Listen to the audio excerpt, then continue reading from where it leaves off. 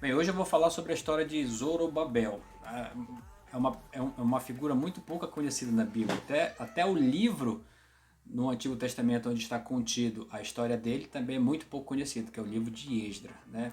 Então eu vou falar de Zorobabel, mas Zorobabel, você vai perceber que todo grande líder ele precisa de braços, ele precisa de apoiadores, ele nunca faz nada sozinho, ele simplesmente é uma referência que tem uma convicção, que puxa os outros e depois ele organiza o trabalho para que os resultados possam vir. Então, Zorobabel, a história dele está no livro de Esdra, né?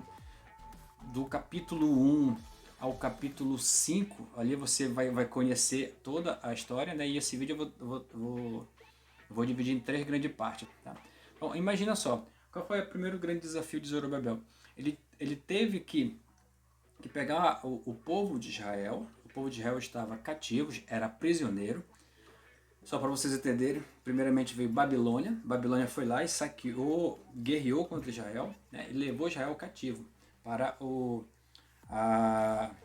seu território. Depois veio a Pérsia. A Pérsia vem e domina a Babilônia. Né? E como Israel já estava sendo dominada pela Babilônia, Israel já ficou sob o domínio da Pérsia. E sobre o reinado dos persas, um determinado rei, chamado rei Ciro, ele decreta que os israelitas podem voltar para a sua terra para reconstruir ali a sua cidade, reconstruir a sua nação, né? E ele dá essa carta branca. Então, Zorobabel é a pessoa que surge lá na Pérsia, surge para tomar para si essa responsabilidade, né? Ele vinha de uma linhagem realmente real, nobre. Ele chama o povo que está ali na Pérsia, reúne e organiza tudo para fazer essa grande viagem da Pérsia até Jerusalém. E isso era pelo meio do deserto, não era nenhuma viagem fácil. Então, ele tinha que levar consigo mais de 50 mil israelitas, pessoas que decidiram voltar para morar novamente na sua terra natal. Então imagine só, isso aqui é mais do que um estádio lotado e um jogo de futebol.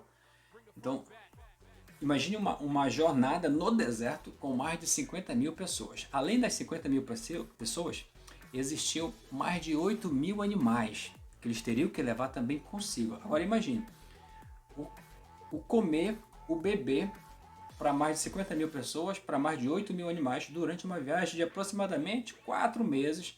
Foi a viagem que eles fizeram da Pérsia até chegar a Jerusalém. Eram 1.440 quilômetros, né? E uma viagem aproximadamente de 4 meses. Além de ser uma viagem muito arriscada, porque no caminho tinham ladrões, salteadores, a própria condição climática era muito ruim. Eles já estavam levando na sua bagagem não só todos os mantimentos que era necessário, mas também estavam levando ouro, prata e metais preciosos, além dos utensílios do templo, né, que eram feitos de ouro e prata também, metais preciosos. Eles estavam levando tudo isso nessa caravana, nessa grande logística. Agora imagina isso pelo meio do deserto durante 4 meses. Então Zorobabel teve esse desafio muito grande de planejar essa difícil logística. Essa foi a primeira fase. Depois ele chega numa segunda fase, que é a chegada em Jerusalém e o início de uma grande obra. Qual é a obra que eles iam fazer? A reconstrução do templo, o templo do Salomão, feito anos atrás, que havia sido destruída pelos babilônicos. Então, eles tiveram que fazer essa reconstrução. A ideia era essa, reconstruir o templo, porque era o local de adoração, e era ali que eles faziam os sacrifícios, faziam toda a parte de devoção, tanto sacerdotal, tanto com o povo e todas as práticas religiosas que eram requeridas por Deus.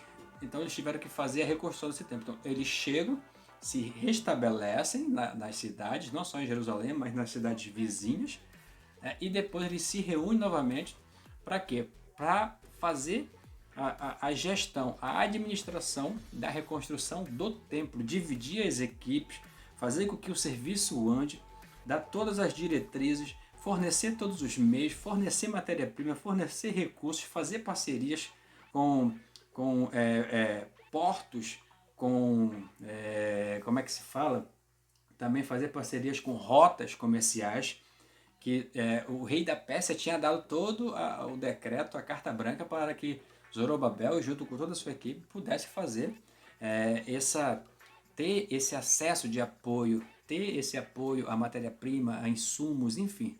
Então foi algo muito grandioso, porque não havia tecnologia, não havia comunicação, apenas saía com um papiro aqui, né, feito pelo rei, e ali está o selo do rei, né, dizendo que aquilo ali é algo legal, formal e real. E aí Zorobabel ele apresentava, olha, eu estou vindo aqui do rei, ele me deu a ordem, a autorização para fazer isso. Então era dessa forma mais ou menos que acontecia. Então teve esse segundo arco. E aí o terceiro arco, que é justamente a resistência.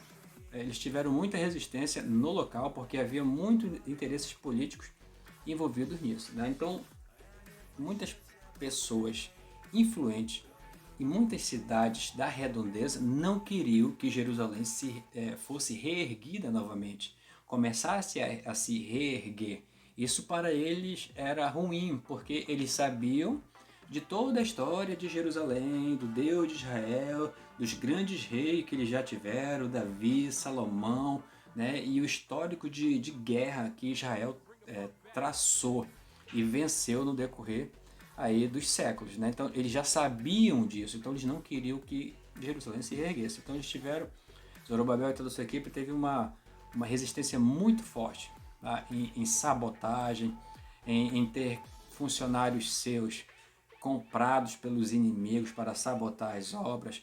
Enfim, houve todo um orquestramento para que isso não acontecesse, né? Mas Zorobabel ele superou tudo isso, tá? E por fim eles conseguem fazer a finalização da construção do templo. E depois de construir o templo, eles novamente trazem todo esse rito, toda essa cerimônia, todo esse a rotina religiosa novamente para o povo de Israel se conectar com Deus através de todos os ritos que eram feitos dentro do templo que estava estabelecido na lei de Moisés.